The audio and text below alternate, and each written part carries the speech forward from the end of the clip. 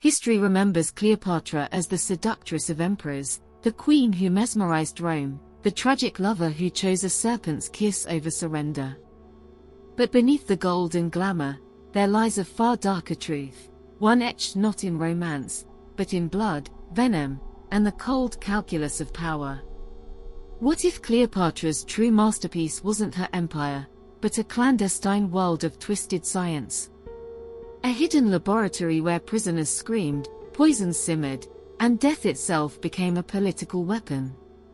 Tonight, we strip away the myth to expose the real Cleopatra, a genius queen who weaponized knowledge, turned suffering into strategy, and left behind a legacy so horrifying, it was nearly erased from history. The philosopher queen and her shadow academ. Cleopatra was no ordinary ruler. Fluent in 9 languages, a mathematician, and an alchemist, she ruled Egypt not just with armies, but with her mind. Ancient Alexandria was the Silicon Valley of its age, a melting pot of scholars, inventors, and outcasts. But while her legendary library hoarded scrolls of philosophy, whispers persist of a second library, one that held darker secrets. Roman historian Strabo wrote of her unnatural curiosity for toxicology. Persian texts accuse her of recruiting rogue physicians exiled from Athens and Babylon, men willing to trade ethics for royal patronage. Together, they allegedly forged the Venom Codex, a grimoire of poisons so precise, they could mimic fevers, induce paralysis, or kill between one heartbeat and the next. But how do we know this wasn't just propaganda? In 1997, archaeologists uncovered a 1st century papyrus near Alexandria's ruins. It described a royal workshop where vapors choked the air, and the screams of the guilty fed the silence of the sands. The guilty. Not enemies. Prisoners. The prisoner trials, science as terror. Here's the uncomfortable truth. Cleopatra's reign was a pressure cooker of rebellion. To survive, she needed fear, not just awe. And fear, she understood, is most potent when it's invisible. Enter her most chilling innovation, the prisoner trials. Condemned criminals, rebels, and traitors weren't just executed. They were repurposed. Ancient accounts from the Ephesus scrolls claim that captives were dragged to a sealed chamber beneath the palace, forced to ingest tainted wine, inhale powdered toxins, or endure venomous bites, all under the watch of royal physicians. Death was timed. Symptoms were catalogued. Survivors. There were none, except one.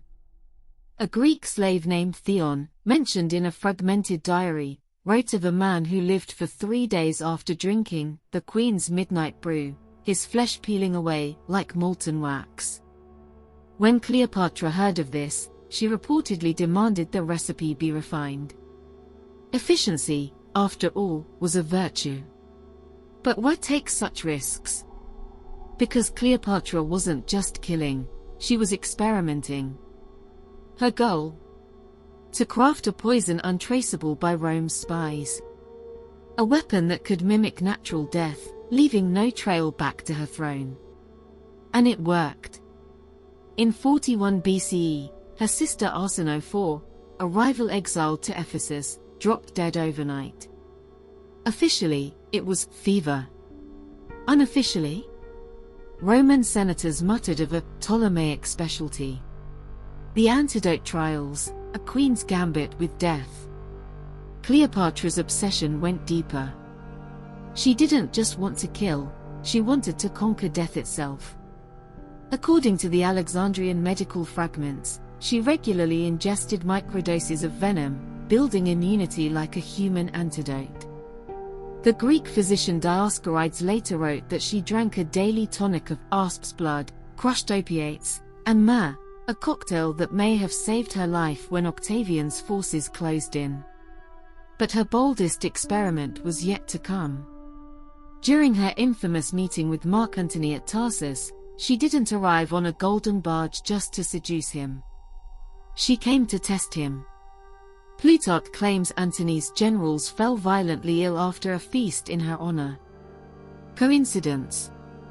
Or a calculated demonstration of her power? One Roman chronicler, Lucilius, alleged she slipped a non-lethal toxin into their wine, a warning to Antony, "Cross me, and your next cup will be your last." The final experiment, suicide or spectacle? Then came action. The fall of Alexandria. Octavian's noose tightening. But Cleopatra's defiance didn't end with an asp's bite. What if her death was her final experiment? Consider this: the queen had studied venom for decades. She knew the agony of an asp's sting, yet Roman historians insist she died painlessly, even serenely. How? A 21st century toxicology study proposed that she used a custom toxin blend to numb her body before the bite, ensuring a swift, silent exit. But there's a darker twist. In 2010, German scholars analyzing Egyptian medical texts found a recipe for a dreamless sleep potion derived from hemlock, opium, and, crucially, asp's venom. Was Cleopatra's death not a suicide, but a staged performance? A way to rob Octavian of his trophy and cement her legend? The lab's legacy whispers in the dark. After her death, Octavian ordered Alexandria's secrets burned. But shadows linger. In the 12th century, an Arab alchemist named Ulkida referenced a pharaoh's Codex detailing the art of silent death. In Renaissance Italy, the Borgias were accused of using a toxin called la cantarella, rumored to be based on Cleopatra's recipes. Even modern assassins owe her a debt. The KGB's untraceable resin pellets echo her obsession with invisible weapons. But the greatest mystery remains buried. In 1933, a French archaeologist claimed to have found a sealed chamber under Cleopatra's palace, its walls scorched, its floor littered with shattered vials and iron shackles. The site was abruptly closed, his notes vanished. Were these the Queen's labs? We may never know. Because some secrets are too dangerous to resurrect. The monster and the visionary. Cleopatra's story is not one of victimhood or vanity. It's a tale of a woman who dared to dissect death itself, to wield science as a scepter, and turn horror into hegemony. She was a tyrant. Undoubtedly. A monster. Perhaps. But also a pioneer who defied the boundaries of her age, leaving behind a blueprint for power that still chills us today. So the next time you hear her name, remember, behind the gilded mask of Egypt's last pharaoh was a mind as ruthless as it was revolutionary. A queen who didn't just rule her empire, she engineered it. And in the shadows of her secret labs, the line between genius and madness still whispers, waiting to be heard. Please don't forget to like the video and subscribe to the channel for more content. Until next time.